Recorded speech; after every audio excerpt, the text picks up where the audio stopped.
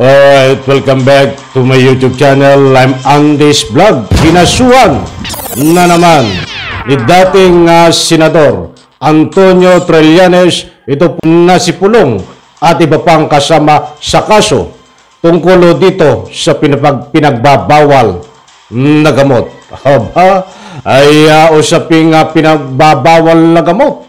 Mga kaibigan, parang nabaligtad na ang pangyayari. Ay kung ito po ang daan para sa katotohanan, kahit ano pa ang mabaligtad, ay nararapat lang ho. Mga kaibigan, hindi po ito fake news. Panibagong dagok na naman ho dito ang kinakaharap, patong-patong na naman ng kaso. Ang kinaso ho nitong si Trillanes. Ay yung iba nga, alam ko ho, yung iba ay sasabihin diyan na hindi totoo. May wala pong problema na hindi totoo ang mga kaso kung sasabihin nyo yan. Public opinion nyo po yan, di ba? Ba't ang gusto ko pong ipahiwatig, gusto kong ipunto, ay tingnan po natin. Hindi ko po kinakampihan dito si dating Senador Antonio Trillanes. Sasabihin nyo naman, bakit hindi pa kinaso noon? Nung kapanahunan ni dating Presidente Digong na siya ang nanunungkulan, bakit hindi nag-file ng kaso? Ito ay matagal lang usapin. Kaya nasabi ko na rin po sa inyo ang mga dahilan kung bakit ngayon ho lumalabas na at maraming nagpa-file ng kaso dito sa dating Presidente Digong, sapagkat nung kanya pong kapanahunan na siya ho ang nanunungkulan bilang Presidente ay Alimero. Nakikialam ho ito ay DOJ. Pakikialaman. Pag nagsampa ka ng kaso sa DOJ, pakikialaman ka ni Digong nung siya po ay nanunungkulan. Kahit gaano katibay ang ebidensya, dismiss ang kaso. Ngayon, ang mga nag-complain o magko-complain, kaya wala nagko-complain pero yung mga nakaraan na nag-complain ho, inapila, umakyat sa kataas-taasang hukuman. Ano po ang nangyari? Na-dismiss ang kaso. Pinakailaman din ho. Lahat ng ahensya noon ho. Kaya walang mangyari ang mga kaso na pinapile ho kay Digong. Yan po ang nangyayari. Alimero. Nakikialam. Binibigyan ho ng ika nga po ang tawag doon. Huwag mong gawin yan. Ibig sabihin sa malalim Tagalog, para ma-dismiss ang kaso, pakikialaman ang kaso niya. Mayroon nga kasamang pananakot Mga kaibigan, bakit ko nasabi yun? Yan na lang po kay Dilima. Lahat to pinakialaman. Diyan po sa bilibid, para magkaroon ng ika nga po yung mga testigo na buhay. Tinakot ang mga nakakulong na tumistigo. Mayroong general, si Asyerto, tinakot din ho. Dito po sa DOJ. Kanya ang DOJ si Aguirre. Saan pa? Kaya wala hong lusot si Dilima noon. Datapuat nitong panahon po ni Marcos, ng ating kasalukuyang kagalang-galang Ferdinand Marcos, na siya ang presidente, hindi ho nakialam sa kaso. Ang tanging matibay na ebidensya na lang ang pinagbasihan dito na fabricated tanim ebidensya, kaya't napawalan sala ho itong si Dilima sa tatlong kaso ang pinagbabawal na gamot. In relation, bakit ko po nabanggit yung mga istorya na yan na nangyayari before sa panunungkulan ng dating Presidente Digong?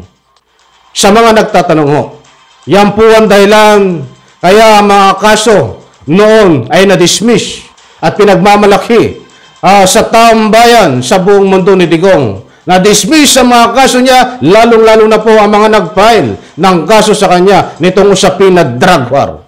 Dahil pinakailaman niya ho si Trillanes nag-file ang kaso ngayon. Ayon po sa nakuha nating impormasyon, hindi niya ma-file noon dahil alam niya na madidismiss ang kaso. Yan po ang kasagutan sa mga nagtatanong na ang dahilan kung bakit ngayon lang nag-file itong senador, dating Senador Antonio Trillanes. Wala nang makikialam kung ma-dismiss man ang kaso. So walang problema. Mahina ang ebidensya. Mga kaibigan, para naman po sa inyong kalaman, heto ho. bibigyan ko po kayo ng resibo. At buhat ho dito sa AKB Express News, isang mapagkakatiwalaan nating nagsusulat ng mga artikulo at mainit-init pang balita. Isang oras lang po ang nakakaraan. Ito po, inaanyayahan ko po kayong makinig, basahin, at para lubos nyo pong maunawan, panoorin. Drug war ni Digong ginamit lang para ubusin kakumpetensya ng mga Duterte sa drug trade. Maliwanag ko diyan. Nandiyan po sa script, pilas ko. So lumalabas siya, yung mga drug war noon ay pinalalabas lang na para ubusin ang kakumpetensya ng mga Duterte sa drug trade. So lumalabas siya. Napiki. Ayon po dito sa artikulo na binasa po natin. At bibigyan po maya-maya natin ng kaukulang komentaryo. At bago tayo magputol, ito. Kasong smuggling hinain ni Trillanes versus Pulong, Davao Group. Sa kasong smuggling, abay matindi ito, smuggling na droga. Mga kaibigan, babasahin ko po.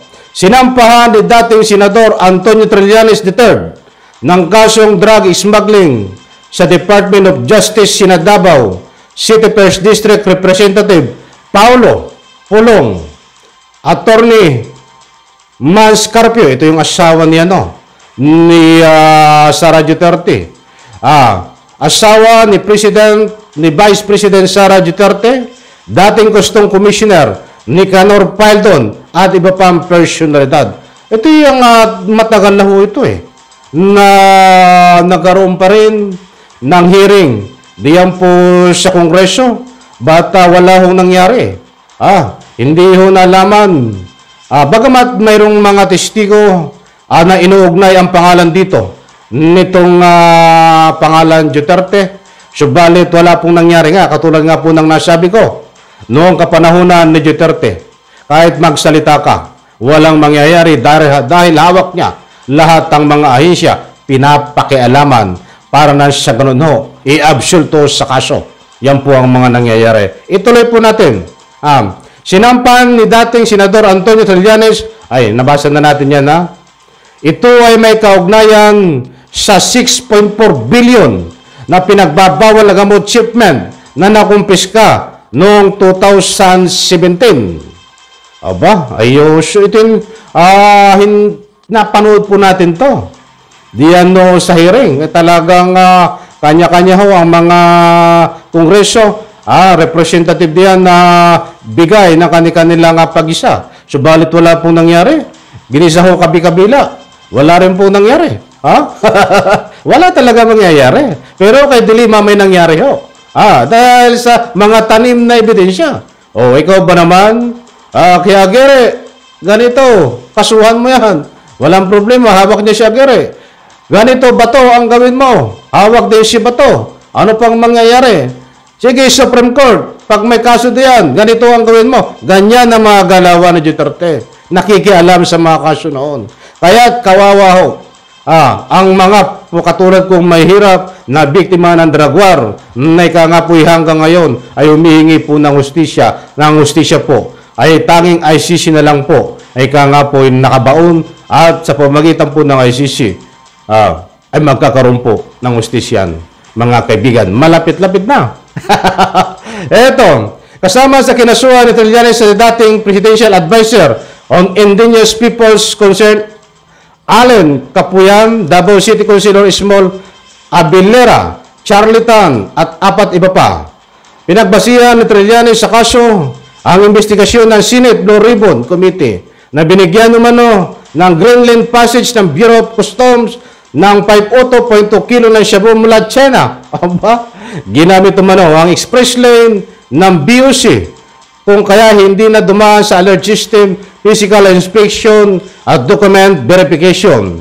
This morning I filed the case against Pulong, Duterte and other members of Davao Group Smuggling Syndicate, pahayag ni Trillanes. Nagsabuatan na niya ang mga akusado kung kaya nailusot ang pinagbabawal na gamot. Dito mo makikita na ampik ang war on drugs ni Duterte, libo-libo ang mga pinatay na hinihinalang drug addict, pero sila mismo pala ang protektor at kapartner ng mga big-time drug lord. Pinatay lang nila ang kompetisyon sa illegal drug trade, pahayag ni Trillanes. Nako po, medyo mahaba-haba ho yung aking binasa. Huwag po kayong mag-alala. At yan po bibigyan po natin ng part 2. Kinulang po tayo sa oras. Medyo patikim pa lang po at latest update dito po sa kaso na ito. Mga kaibigan, kung makikita nyo po ay isang damakmak ang dala ni Trillanes na matitibay di umano na ebidensya. Mayroon pong DOJ, ang patakaran po, ang bagong patakaran ng DOJ ngayon. Sa pamumuno ng ating DOJ Secretary Remulla, ay hindi ka pwede mag-file ng kaso nang walang matibay at sapat na ebidensya, diyam lamang po sa DOJ. Bagong patakaran ho yan. Kahit probable cause pa lang ho, ang ika nga po sinasala diyan sa DOJ, mayroon po silang bagong patakaran na kailangang matibay pa rin ang ebidensya na isasubmit nyo. Diyan po magkakaalaman, mga kaibigan. Kapag tinanggap ito ho, ng ika nga po DOJ, nangangahulugan po na matibay ang ebidensya laban ho kay Duterte. Kaya at dito pa sa mga ibang kinasuhan. Kaabangan po natin mga kaibigan at kabang-abang ho ito. At alam ko naman ho, hindi sisirain ni Trillanes ang kanyang pagkatao dito bilang kung magpapailang ho siya ng walang ebidensya. Alam ko nakuha nyo ang gusto kong ipunto. Medyo nabitin ako. Nabitin din kayo. Bigyan po natin ng part ito, mga kaibigan. Medyo kinulang tayo sa oras. Basta ang importanteng mahalaga, katulad ng naipaliwanag ko na noon, kung bakit ngayon lang nagkaso si Trillanes, naipaliwanag ko na rin po. Tingnan po natin ang kaabang-abang. Kung may matibay na ebidensya, i-file ang kaso, abangan po natin. Kung walang matibay na ebidensya, malalaman po natin ito, mga kaibigan. Muli po, maraming salamat. Pagpalain po tayo lahat, sabay-sabay po nating i-like ang video na ito. Sa lahat po nang hindi pa nakasubscribe sa aking maliit pa na YouTube channel, please subscribe. Sabay-sabay po nating i-like. Bye-bye. Video na ito.